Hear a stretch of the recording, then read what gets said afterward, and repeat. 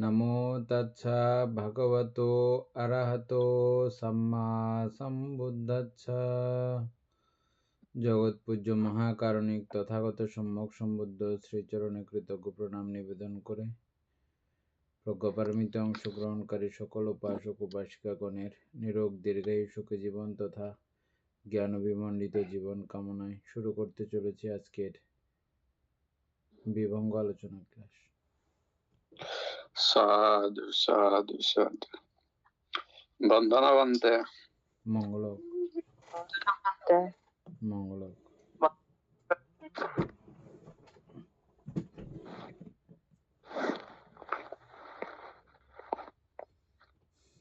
উপাসক শুরু করেন।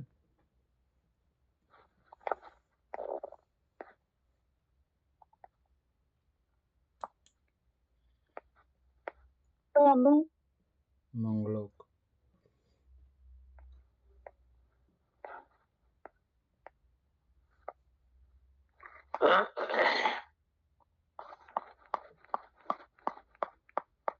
ইয়ারি আওয়াজ করবো না বন্ধুর ভালো টকটক করিয়া।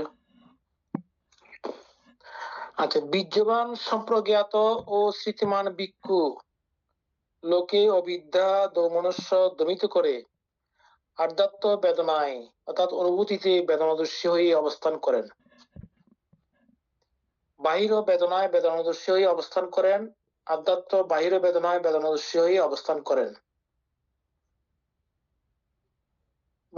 বলতে বেদনা, কালকে আমরা কায়াদর্শী আলোচনা করছিলাম, তো এখন বেদনা আপনারটা মিট হয়ে আছে বলতে।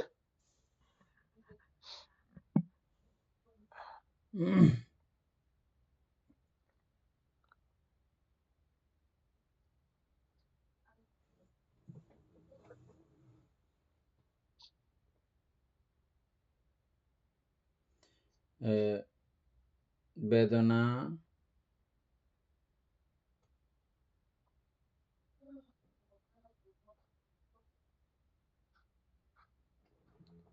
সুখ বেদনা, দুঃখ বেদনা, উপেক্ষা বেদনা,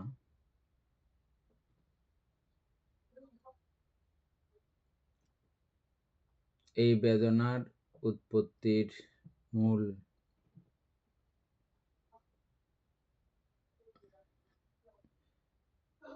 জানার চেষ্টা করেন, জেনে বুঝে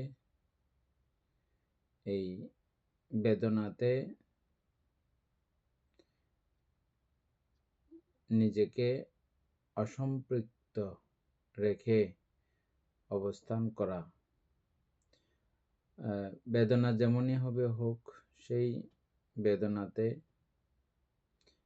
আকৃষ্ট না হয়ে সমভাবাপন্ন হয়ে অবস্থান করা, এটা একেবারে লাস্ট পর্যায়ের অবস্থা। তবে শুরু করতে হয় এভাবে, বেদনাতে মন নিবিষ্ট করতে হয়।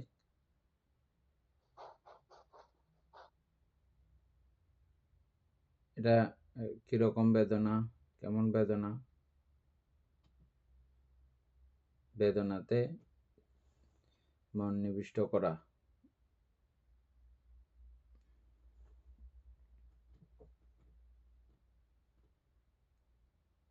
আর এই নিবিষ্ট করতে করতে ক্রমান্বয়ে আমরা যেই বেদনা সম্পর্কে আমরা জেনেছি, ওই বেদনাগুলোও আমাদের কাছে প্রকটিত হবে। মঙ্গল। পরবর্তীতে ফাইনালি আমরা প্রত্যয় আকারেও এই বেদনাকে দেখব। সকল প্রত্যয়ের সমন্বয়ে এই বেদনার উৎপত্তি। প্রত্যয়ের অবর্তমানে আর বেদনা নাই। নর্মালি স্পর্শ থেকেই বেদনা উৎপত্তি হয়। স্পর্শের মধ্যে বিরাগী হইলে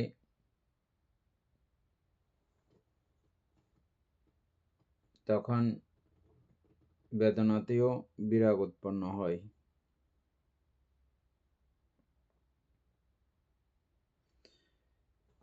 এভাবে ক্রমিকভাবে দেখতে দেখতে শেষ পর্যন্ত তিনি বেদনার অনিত্যতা দিকে মনোনিবেশ করেন এবং বেদনার দুঃখতা দর্শন করেন, বেদনার অনাত্মতা দর্শন করেন। এটা একবারে শেষ প্রান্তের কথা, শেষ সমাপ্তি। তাহলে কোথা থেকে শুরু হয়েছে এবং যেতে যেতে এটা কোথায় পর্যন্ত যাবে আমরা এটা আগেও আলোচনা করেছি। এখন আর একটু সংক্ষিপ্ত করে আমরা আলোচনা করলাম। আশা করি বুঝছেন সবাই।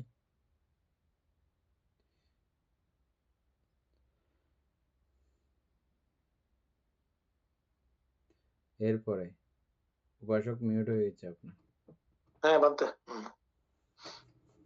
আচ্ছা, এরপরে বীর্যবান সম্প্রজ্ঞাত ও স্মৃতিমান ভিক্ষু লোকে অবিদ্যা দৌমনস্য দমিত করে আধ্যাত্ম চিত্তে চিত্তানুদর্শী হয়ে অবস্থান করেন। বাহির চিত্তে চিত্তানুদর্শী হয়ে অবস্থান করেন, আধ্যাত্ম বাহির চিত্তে চিত্তানুদর্শী হয়ে অবস্থান করেন।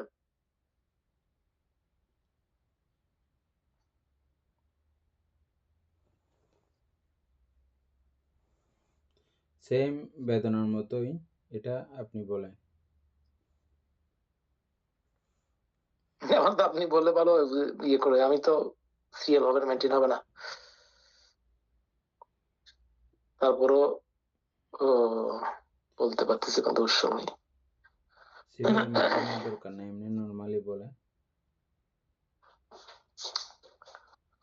মানতে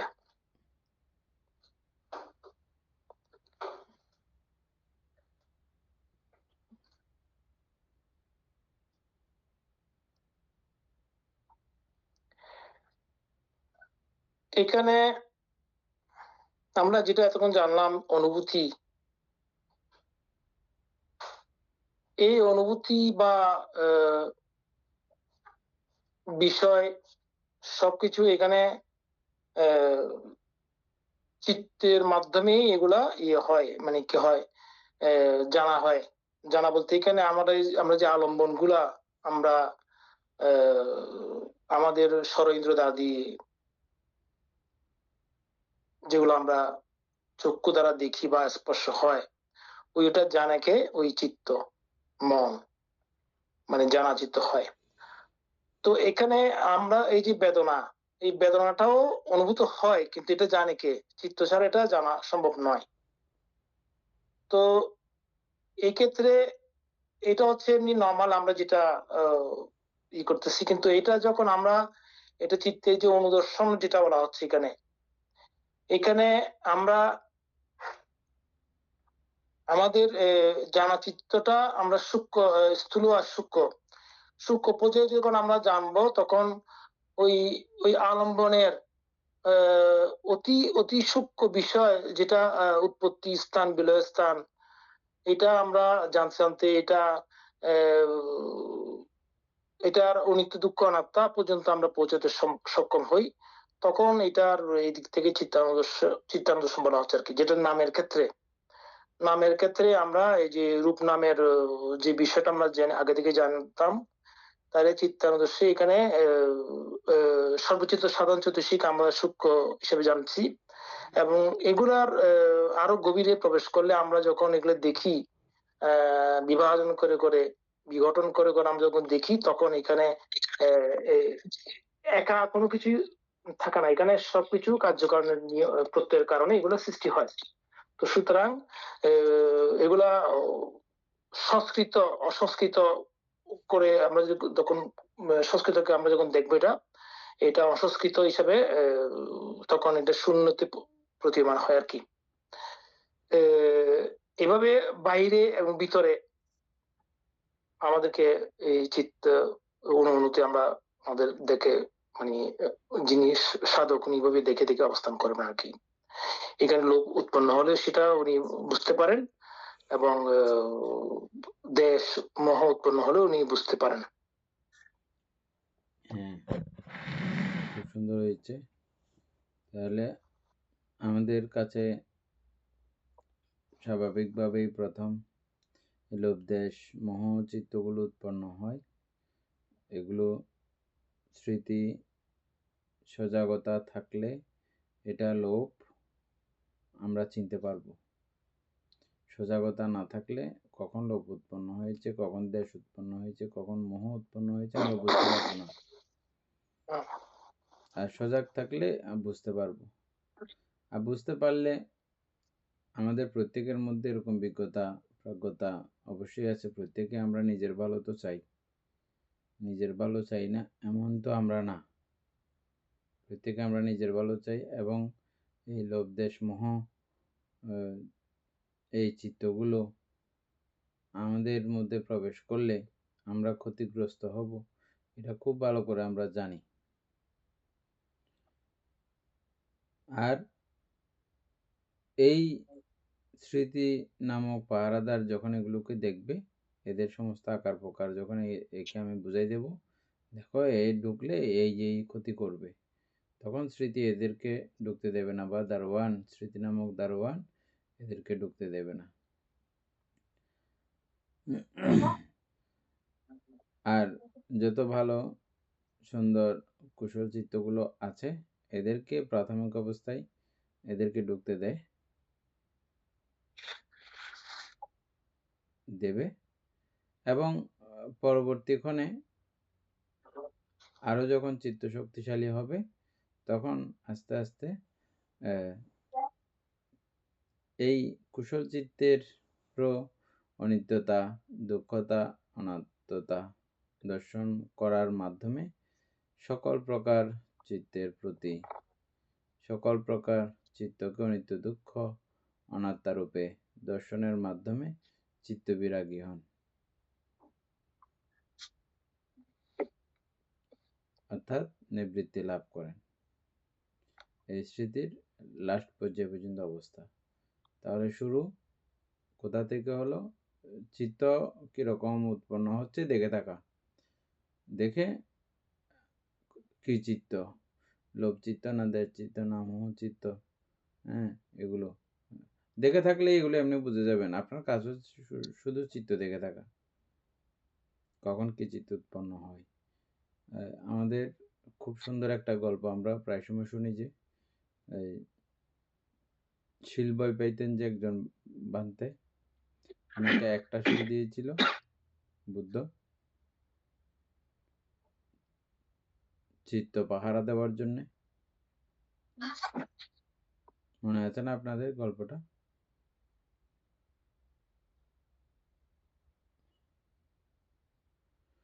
একটু করে বলতে মনে করবো, আমি তো আজ মনে করতে পারি না। একজন বৌদ্ধ ভিক্ষু বুদ্ধের শাসনে এসে প্রপোজিত হয়েছে, কিছুদিন শিক্ষা আদি করেছে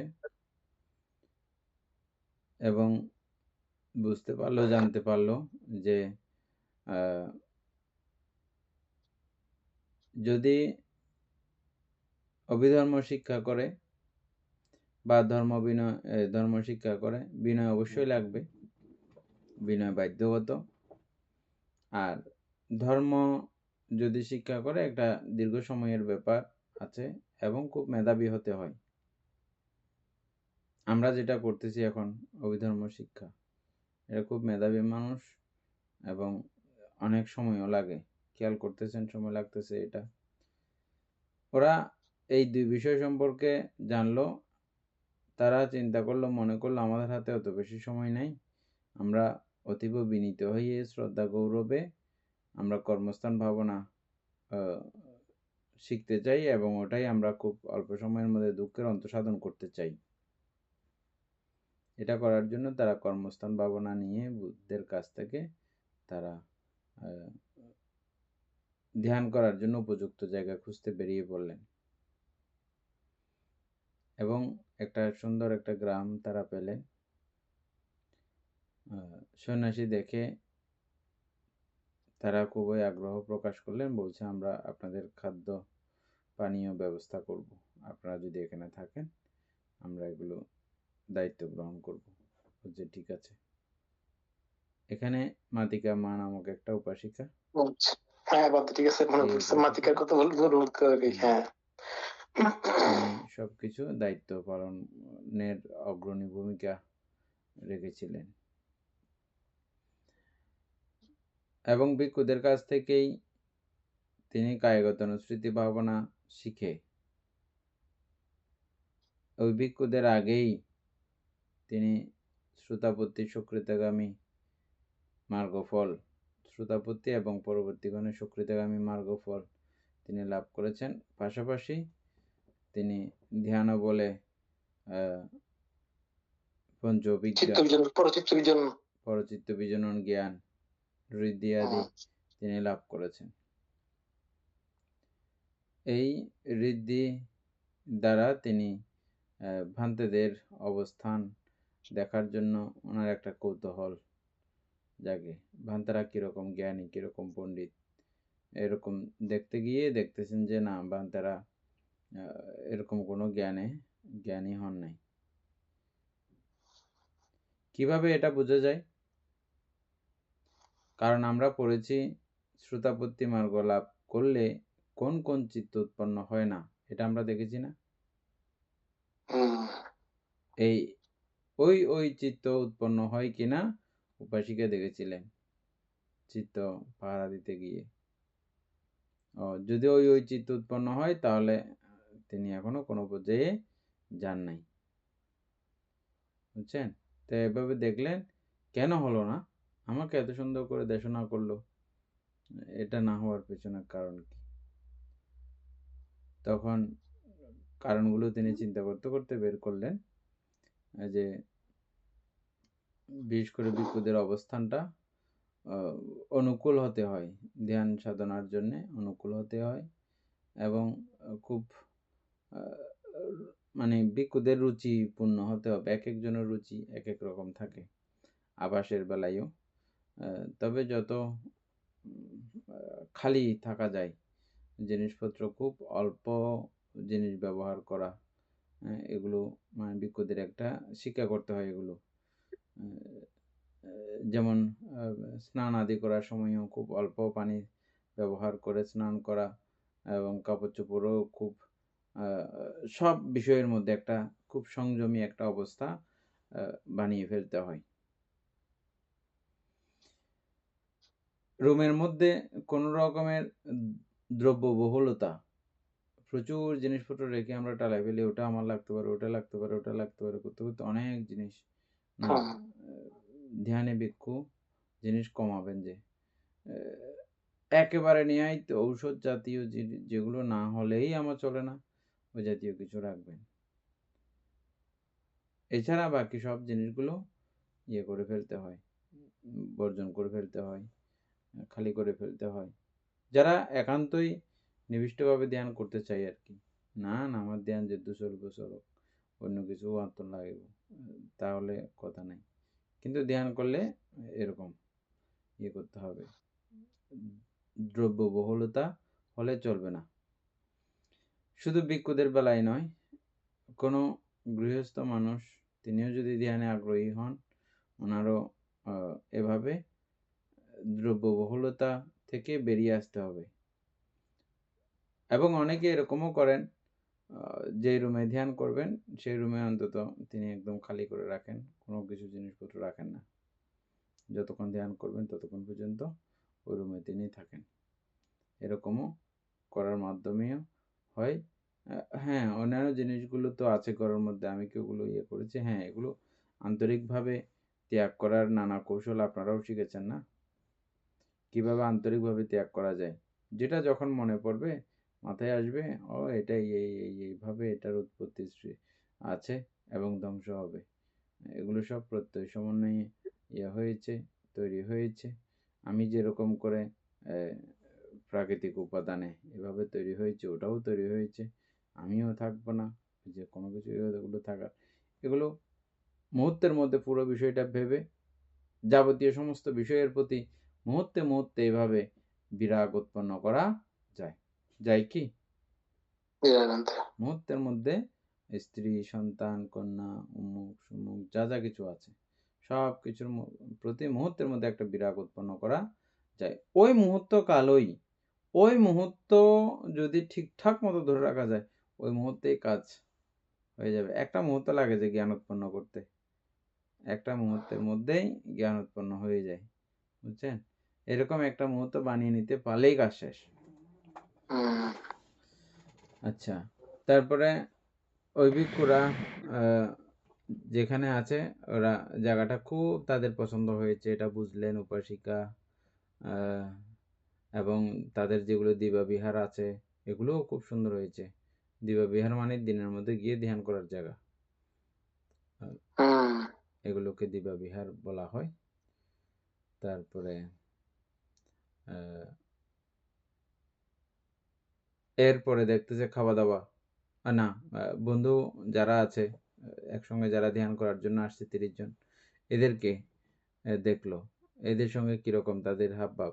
তো যেহেতু সবাই শীলবান, ধার্মিক এবং নির্বাণ অভিমুখে মানসিকতা সকলের থাকলে সেখানে আসলে এই সমস্যা হয় না। সবাই প্রীতিভাবাপন্ন, বন্ধুভাবাপন্ন, মৈত্রীপরায়ণ হয়ে একে অপরের সহাবস্থান হতে পারে, হয়।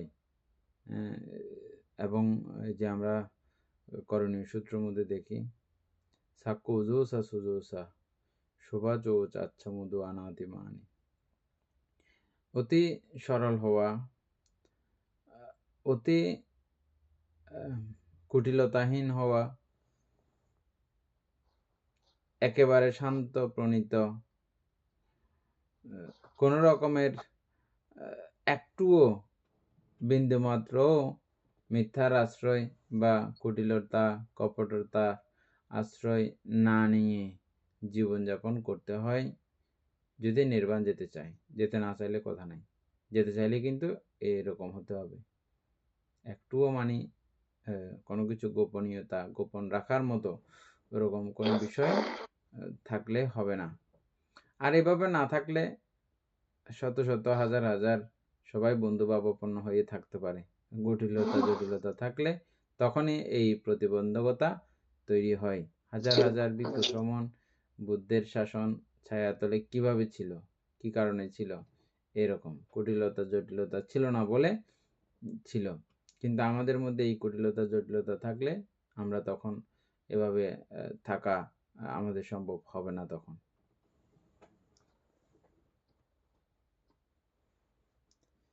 যাই হোক, উপাসিকা দেখলেন বন্ধুদের মধ্যেও খুব মিলমিশ আছে। তখন তিনি এর পরবর্তীতে কি আছে, আরো কি সমস্যা আছে, তখন দেখলেন খাদ্য সমস্যা আছে। আর খাদ্য তো এক একজনের রুচির এক এক রকমের ব্যাপার, এটা তো আর ম্যানেজ করা সম্ভব না।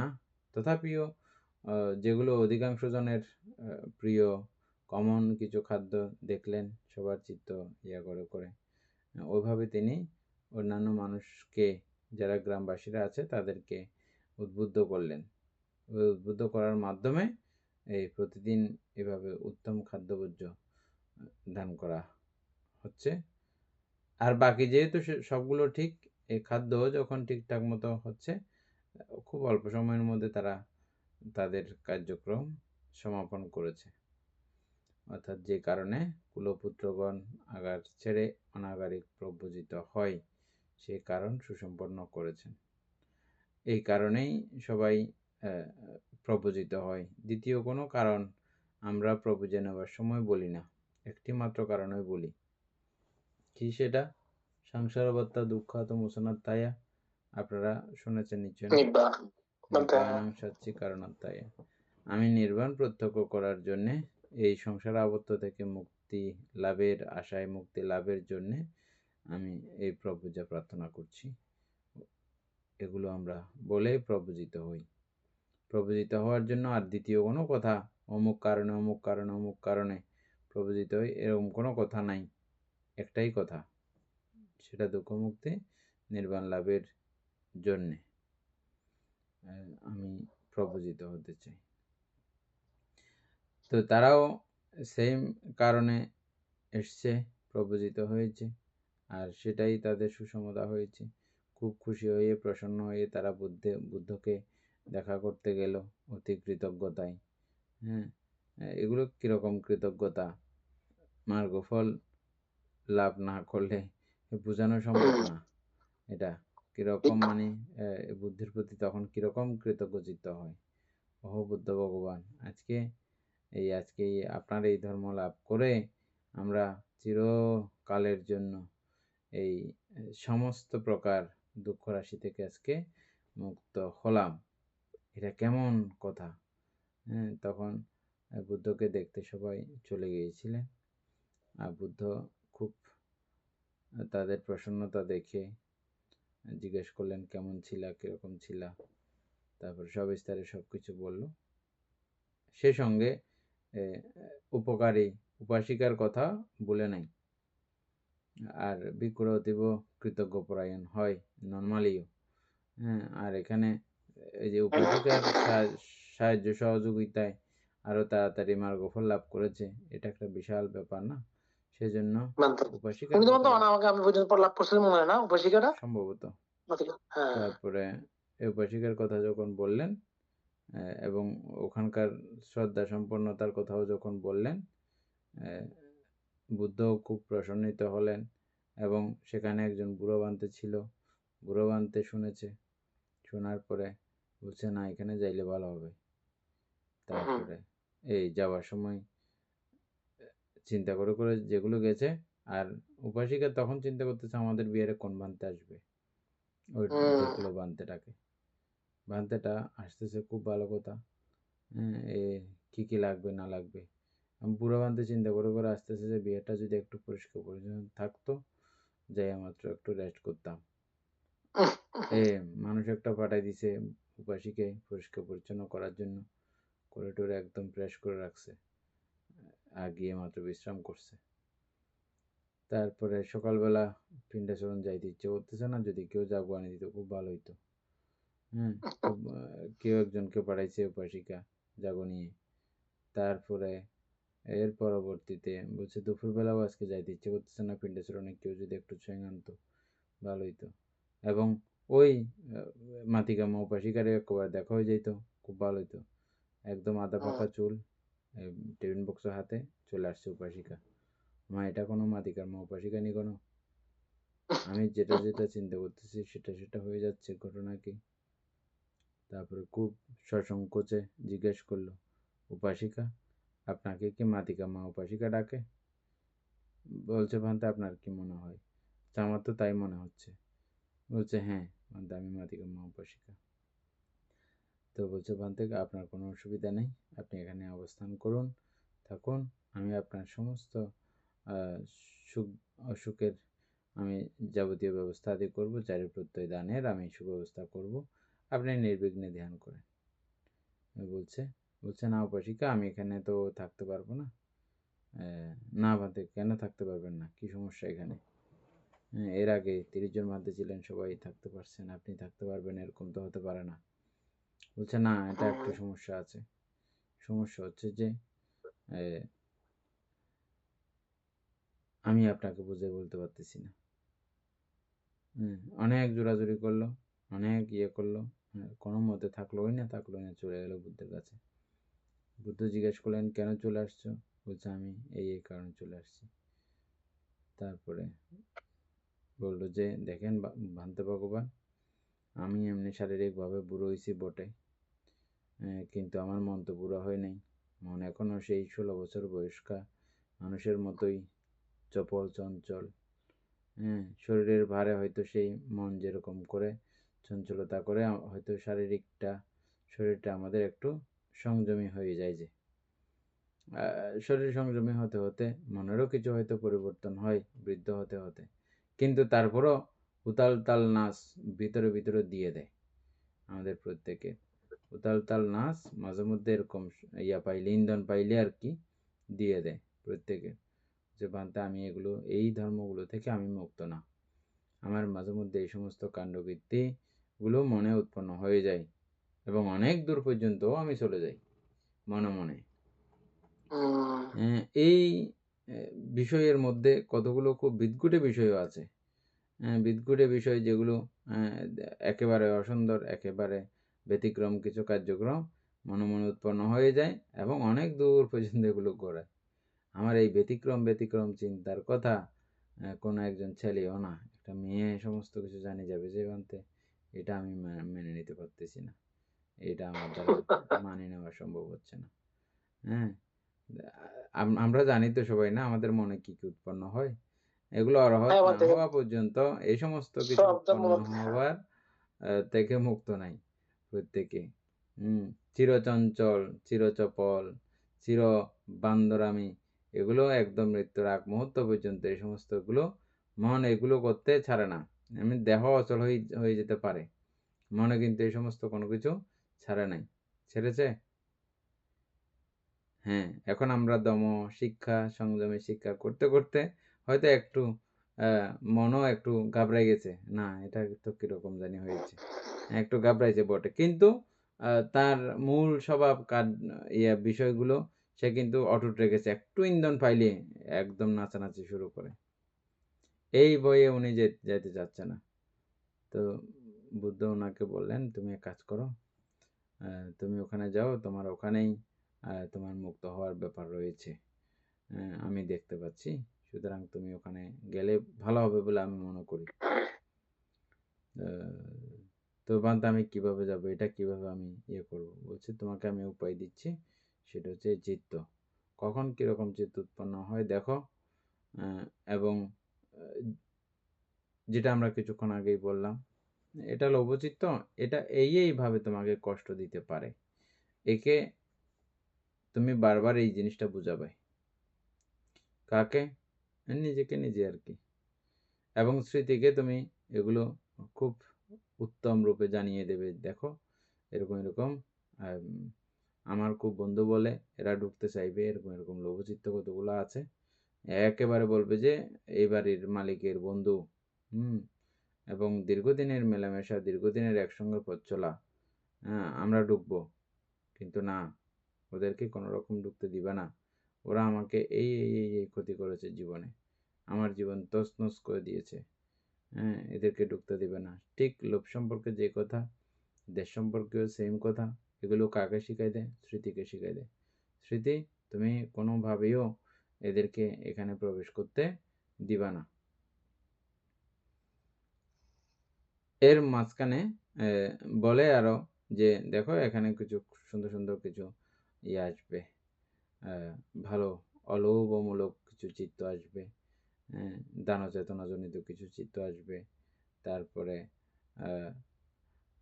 অহিংসামূলক কিছু চিত্ত আসবে, জ্ঞানমূলক কিছু চিত্ত আসবে। এগুলোকে অনায়াসে ঢুকতে দিবা, এরা আমাকে সাহায্য করবে এবং পক্ষান্তরে আমাকে নির্বাণ প্রত্যক্ষ করার জন্য পর্যন্ত এরা সাহায্য করবে। এরা যতই আসতে চায় ততই ঢুকতে দিবা, কোনো রকমের বাধা বিঘ্ন করবা না, সসম্মানে তাদেরকে ঢুকতে দিবা। আর এই লোভ এবং দেশ এবং মোহজনিত যেই চিত্তগুলো আসবে, তোমাকে আমি চিহ্নিত করে দিচ্ছি, ওদেরকে তুমি ঢুকতে দিবা না। কাকে দায়িত্ব দেওয়া হয়? স্মৃতিকে। হ্যাঁ, প্রাথমিকভাবে তিনি এগুলো এই স্মৃতি এগুলো দূরানোর ডিউটি পালন করে এবং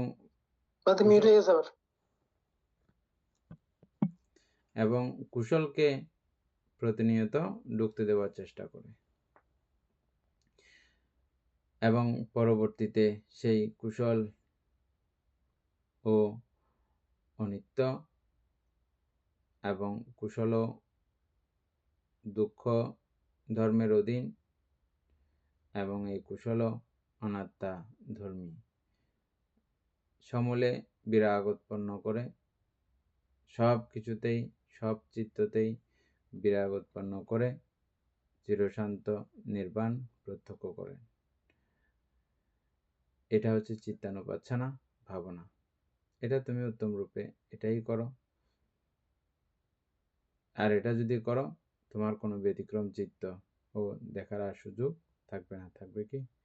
তোমার এগুলো চিত্ত উৎপন্ন হয়েছে বলেই ও দেখতে পেয়েছে। আর চিত্ত উৎপন্ন না করলে তোমাকে কি দেখতে পাইতো? না তো বানতে দেখতে পাইতো না। হ্যাঁ, ঠিক। তাহলে তুমি চিত্ত উৎপন্ন, ওরকম ব্যতিক্রম চিত্ত উৎপন্ন না হয় মতো চিত্ত পাহারা দাও। হ্যাঁ, পুরো রাস্তা চিত্ত পাহারা দিতে দিতে গেছে যায়।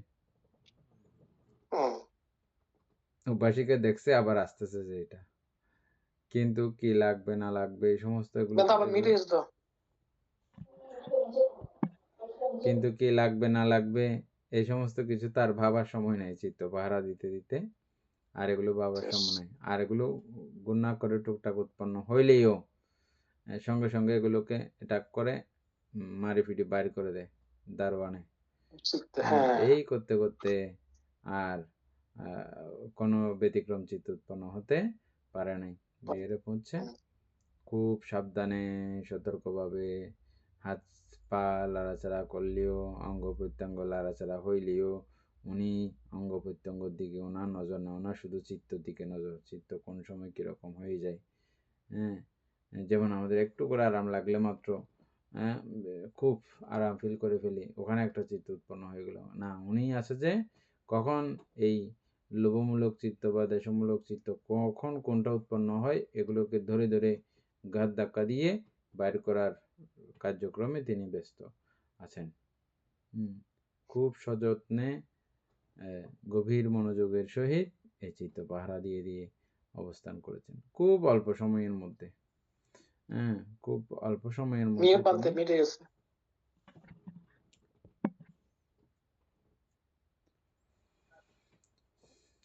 মোবাইল গুতাগুতি করবেন না।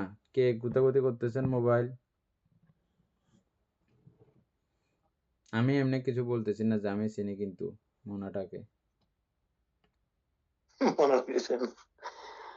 আচ্ছা, আচ্ছা, তো এভাবে তিনি করতে গিয়ে খুব অল্প সময়ের মধ্যে তিনি দুঃখের অন্তঃসাধন করলেন এবং উপাসিকার প্রতি মহা কৃতজ্ঞ চিত্ত উৎপন্ন করলেন। এবং এই উপাসিকার সঙ্গে ওনার একটা প্রায় কত জন্ম লেখা আছে বইয়ের মধ্যে, 500 জন্মের অধিক কাল তারা স্বামী স্ত্রী ছিল।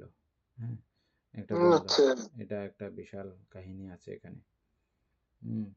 তারপরে আবার এদের মধ্যে এখানে উপাসিকা ঘর থেকে দেখতেছে ভান্তি কি করতেছে, আবার ভান্তিও ওই ঋদ্ধি লাভ করেছেন। ঋদ্ধি লাভ করে উপাসিকার প্রতি বিষয়টা দেখতে গিয়ে উপাসিকাকে দেখতেছেন এবং উপাসিকার সঙ্গে অতীত জন্মে আমার কোনো সম্পর্ক ছিল কিনা, ওমা দেখতেছে আমার বউ ছিল এবং বউ ছিল, তারপরে পরকীয়ায় আসক্ত হয়ে আমাকে সে মেরে ফেলার ব্যবস্থা করেছে এবং মেরে ফেলেছে। একটু করে মনটা ব্যতিক্রম হয়ে গেল। ওইরকম ব্যতিক্রম না, তিনি অরহৎ, ওনার ওরকম মন ব্যতিক্রম হবে না। তারপরও বিষয়টা চিন্তা করলেন আর কি। এটা যখন চিন্তা করলেন উপাসিকার একটু খারাপ লাগলো। উপাসিকা বলছে ভান্তে আর একটু আগে দেখেন। তো সেখানে দেখলো যে নিজের জীবন বাজি রেখে এই স্বামীর জীবন বাঁচিয়েছে। তখনও স্ত্রী ছিল। এটা এই 500 জন্ম ব্যাপীই এই উপাসিকাকে স্ত্রী থাকতে দেখা গেছে এবং ওনাকে স্বামী হিসেবে থাকতে দেখা গেছে। তারপরে এরকম কয়েক জন্ম যখন দেখালো, এটা আমরা সাধন্যাসী যখন হয়ে যাই, আমরা যখন মোহগ্রস্ত হয়ে যাই, তখন আমরা কি করি কোনো আমাদের হুঁশ থাকে না। হ্যাঁ, এটা আমরা মোহ দ্বারা পরিচালিত হয়েছি, লোভ দ্বারা পরিচালিত হয়েছি, হিংসা দ্বারা পরিচালিত হয়েছি বলে এটা এরকম হয়েছে।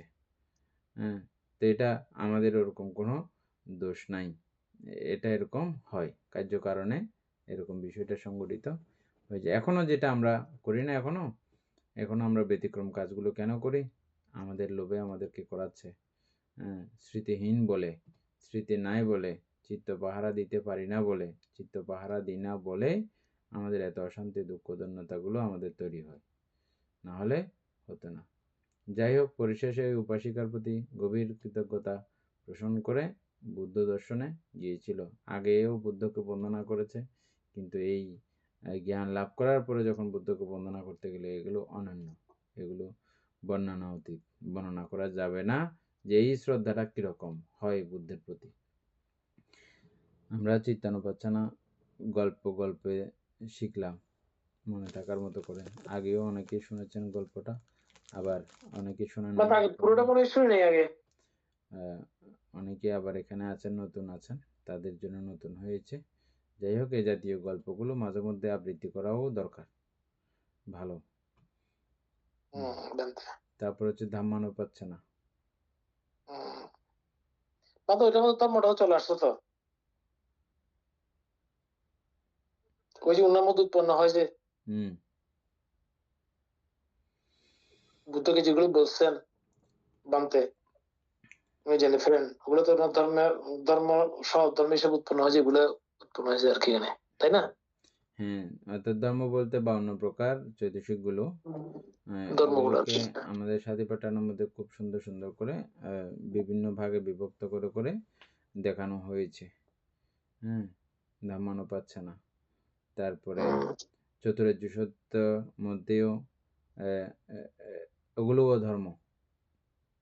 চতুরার্য সত্য, দুঃখ ধর্ম, হ্যাঁ, তারপরে সংস্কার ধর্ম তো সবগুলো এখানে তাপাকে নেই কিছু। সবগুলো এগুলোকে দেখা এবং কখন কি ধর্ম আছে ওই সেম ভাবে আর কি।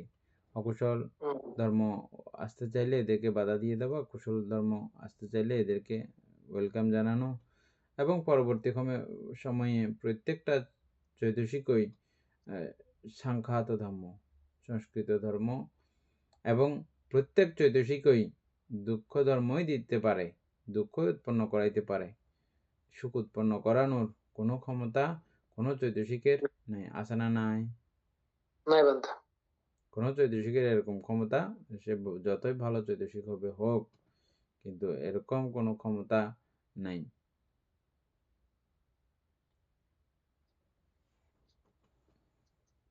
তাইলে আমরা সাম্যের স্মৃতি করলাম, আলোচনা করলাম।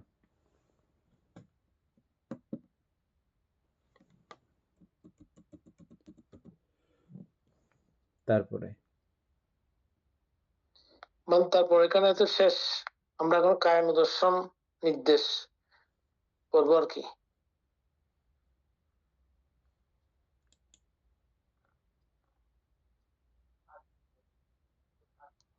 356 কিভাবে ভিক্ষু আধ্যাত্ম কায়নদর্শী হয়ে অবস্থান করেন। আচ্ছা, কায়ের একটা টিকা জানতে পড়বো। কায়, পালি ভাষায় কায় শব্দটিকে সন্ধি বিশ্লেষণ করলে ক যো কায়, কায় ক অর্থাৎ কুৎসিত, কদাকার, অসুচি, কেশ, লোম, মল, মূত্রাদি। আচ্ছা, আয় অর্থ সঞ্চয় করা, জমা করা।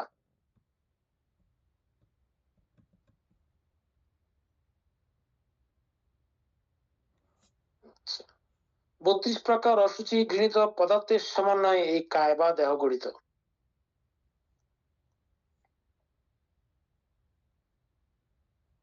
সাধকের চিন্তার পরিসরে কায় অর্থ অসুচি পদার্থের সঞ্চয়াগার বিশেষ।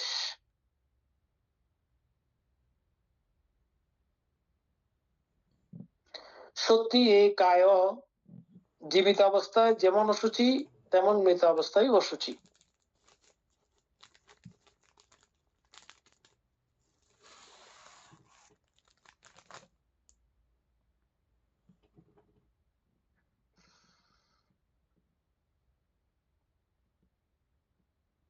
এটা দরকার, এটা পুরা সুন্দর করে পড়া দরকার। বানতে বুঝছো না সবাই? তারপর এগুলা পুরোটা এই ইয়াটা টিকাটা বানতে টিকা বলে কথা না, এমনি আমরা পুরোটা সুন্দর করে পড়ে যাব। বোঝানোর দরকার নেই, এমনি না বুঝলেও বলবেন। এগুলো আমরা অনেকবার আলোচনা করছি, তো এগুলো আমরা বুঝি, তো কিন্তু পড়লে মনোযোগ দিয়ে শুনলে হবে। এই বিষয়গুলো একেবারে শেষ পর্যন্ত লাগবে, মানে মুক্ত হওয়ার আগ পর্যন্ত লাগবে এগুলা।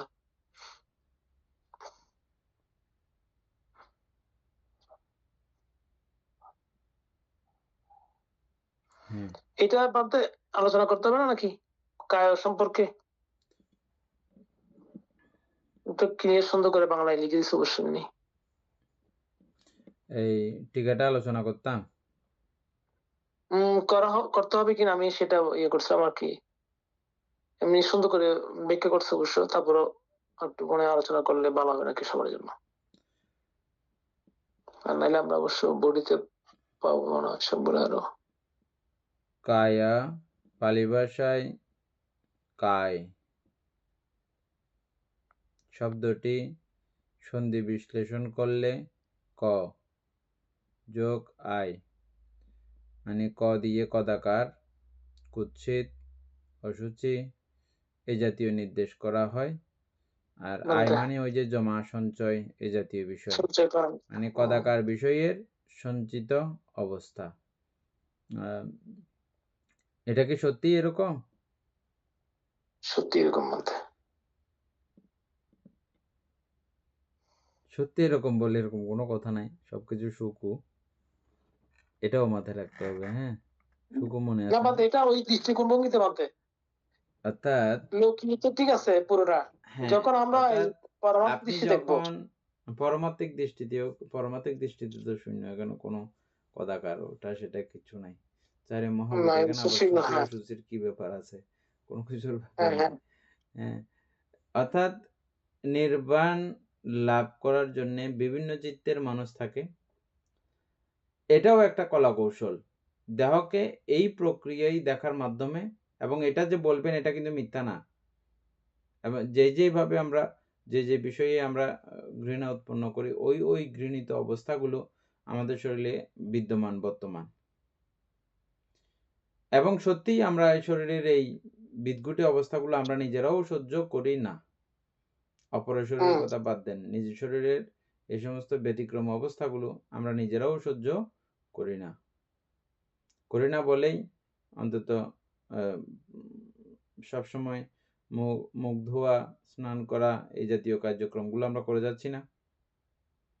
নিজেরটাও নিজে আমরা সহ্য করি না বলেই তো করে যাচ্ছি স্নান আদি, নাকি না? এবং এটা কাপড়, আমার গায়ের সঙ্গে কাপড় লাগতেছে বলে কাপড়গুলো পর্যন্ত কি ব্যতিক্রম গন্ধ হয়ে যায়।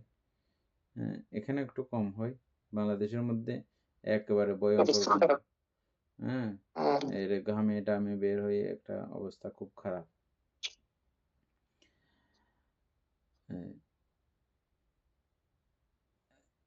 এই দৃষ্টিকোণ উৎপন্ন করতে হবে যাদের কায়ের প্রতি অতি মমত্ব, যারা কায়ের কারণে, কায়ের মমত্বের কারণে যারা এই ধ্যান বিদর্শনে উপনীত হতে পারে না বা কায়কে কেন্দ্র করে আবদ্ধ হয়ে থাকে, তাদের প্রথমে এটা করা উচিত। আর ভিক্ষু শ্রমণদের জন্য এটা বাধ্যতামূলক করে দিয়েছেন বুদ্ধ ভগবান। শ্রমণ হইলে মাত্র এই 32 প্রকার অশুচি ভাবনা, এটা 6 মাসের কোর্স আছে। শ্রমণ হওয়ার সঙ্গে সঙ্গে এটা অন্যান্য শিক্ষা চলতে চলবে, কিন্তু এটা বাধ্যগত। 6 মাস হইলে মাত্র 7 দিনের জন্য একটা দিয়ে দেওয়া হয়। শ্রমণ যেদিন হবে সেদিনেই, সেই মুহূর্তেই এটা দিয়ে দেওয়া হয়। খেয়াল করেছেন আপনারা? কেশালম্মানা কাদান্তা তাসো, এখানে 14 দিনেরটা একসঙ্গে বলে ফেলে, 14 দিন না, 21 দিনের বিষয় বলে ফেলা হয় এখানে। প্রথম 7 দিন হচ্ছে যে কেশালম্মানা কাদান্তা তাসো, আবার কেশালম্মানা কাদান্তা তাসো, কেশা বলতে মন চলে যাবে মাথায়, চুলের মধ্যে। তারপরে লোমা বলতে সর্বাঙ্গের লোমগুলো। তারপরে নখ বলতে 20টা নখ। তারপরে দাঁত বলতে আমাদের উপরের দাঁত, নিচের দাঁত সবগুলো, এবং খুব ভালো করে দেখা। বারবার দেখতে দাঁতের গোড়ালি টোড়ালি সবগুলো দেখা যায়। বারবার দেখতে চুলের গোড়ালি সহ ওগুলো দেখা যায়। আর দেখতে কষ্ট হইলে এখন সুবিধা, থেকে মোবাইল থেকে জুম করে বড় করে দেখে নেবেন এটার গোড়া সহ। এগুলো খুব সুবিধা হয় আরো দেখতে। চুল চিন্তা করলে মাত্র ওই পুরো বিষয়টা দেখা যাবে। তারপরে তাচো বলতে শরীরের যে কালার, রং, পুরো শরীরের এই তাচো। কেশালমান আকাদান্তা তাসো, কেশালমান আকাদান্তা তাসো, এভাবে 7 দিন। উল্টা 7 দিন, তাসো দান্তা না কালমা কেশা। তাসুদন্তা না কালমা ক্যাশা, সর্বসময় পায়খানা করতে গেলেও, প্রস্রাব করতে গেলেও, খাওয়ার সময় গেলেও প্রতিবেক্ষণ আছে, প্রতিবেক্ষণও করবে এবং ফাঁকে ফাঁকে ফাঁকে ফাঁকে এটা আবার আবৃত্তি করবে। এভাবে ওনার সারাদিন চলতে থাকবে। ঘুমের সময় এগুলো জপতে জপতেই ওনার ঘুম আসতে হবে। ঘুম থেকে প্রথম ঘুম ভাঙছে শুরু, যে মুহূর্ত থেকে চেতনা পুরোপুরি ফিরে পাইছে সে মুহূর্ত থেকে শুরু কেশালম্মা নাকাদন্ত তাসুদন্ত নাকালম্মা কেশা। তারপরে হচ্ছে যে 14 দিনের পরের হচ্ছে যে কেশালম্মা নাকাদন্ত তাসুদন্ত নাকালম্মা কেশা, উল্টা এবং সোজা, উল্টা এবং সোজা, এভাবে আরো 7 দিন, টোটাল 21 দিন। এখানে যেটা শ্রবণ করানোর সঙ্গে সঙ্গে দেওয়া হয় সেটা 21 দিনের ধ্যানের কোর্স। বুঝছেন? আমরা এমনি 7 দিন থেকে চলে আসি, যে 7 দিনের কোর্সে দিয়ে দেওয়া হয় 21 দিনের। আচ্ছা, যাই হোক, আরগুলো বলে না আর কেমনে, নর্মালি 6 মাসের কোর্স এটা পুরা 32টা এগুলো। 21 দিনের পরেরটা হবে যে কেশালম্মা নাকাদান্তা তাসো মাংসাং নাহারো আটটি আটমিনজাং ওয়াক্খাং, এভাবে 7 দিন একইভাবে। আর এরপরে আবার উল্টাভাবে আবার, আর এরপরের আরো 7 দিন হচ্ছে যে উল্টা এবং সোজা দুটোটা। আচ্ছা, ওই প্রথম 21 দিনের মতো করে, মানে প্রথম 7টা 5টা ছিল, এখন 10টা, তারপরে আবার 15টা, এভাবে করতে করতে ক্রমান্বয়ে বাড়বে। এই 32 প্রকার অসুচি প্রদত্ত। লাস্টের সময় ওই আরো 2টা 7টা হবে আর কি।